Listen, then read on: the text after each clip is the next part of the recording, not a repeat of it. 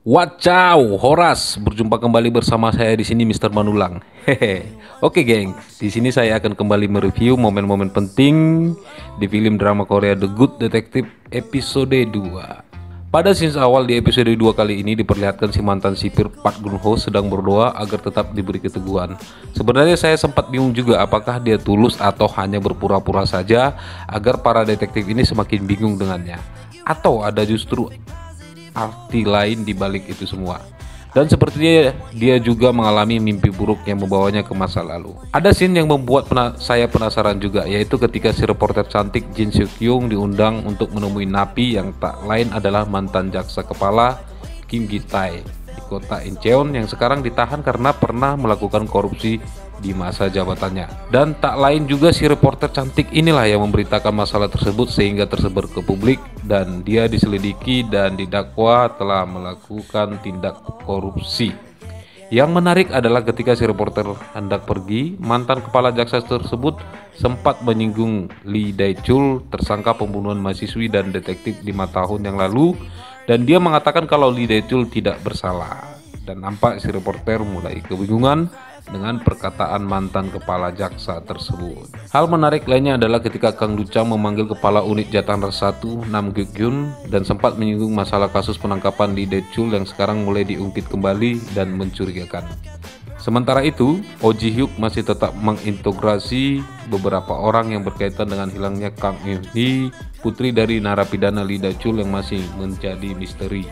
Di episode 2 kali ini saya melihat kedua detektif andalan kita, Kang Du-chang dan Oh Ji-hyuk sepertinya sudah mulai mendapat titik terang dari misteri hilangnya Kang Eun-hee, di mana kecurigaan-kecurigaan mereka terhadap si mantan sipir Park Gun Ho yang menduga kalau si mantan sipir tersebut sedang bermain dengan kata-katanya dan dia sedang mengarang cerita mengenai kematian Kang Eun-hee.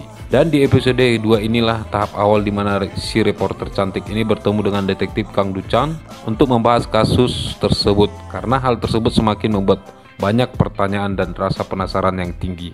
Sisi menarik yang juga mungkin perlu dilihat adalah ketika direktur surat kabar yang tak lain adalah atasan si reporter cantik ini sepertinya sedang merencanakan sesuatu dengan masalah penjatuhan hukuman mati terhadap napi kasus pembunuhan.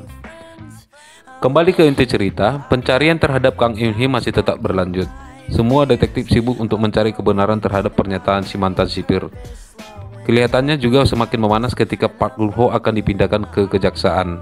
Sementara itu, kedua detektif andalan kita masih yakin dengan kedugaan mereka bahwa Kang Eun-hee masih hidup dan mereka masih melakukan penyelidikan dan pencarian. Masalah baru muncul ditambah lagi ketika hendak dibawa ke kejaksaan, si Park Gun Ho ini membuat pernyataan yang mencengangkan. Dia mengatakan kalau Lee Dae-chul tidak bersalah dan dia meminta agar dilakukan investigasi ulang terhadap kasus tersebut. Dan di saat itulah muncul Kang Eun-hee. Wow, ternyata. Yap, jadi kalian mungkin sudah bisa menebaknya ya, geng. Tapi di samping itu yang menarik untuk dibahas adalah ketika adanya beberapa orang yang menyinggung kasus Lee Dae-chul agar dapat diselidiki kembali. Semakin menarik ya. Kira-kira apalagi misteri yang akan muncul di episode 3 nanti.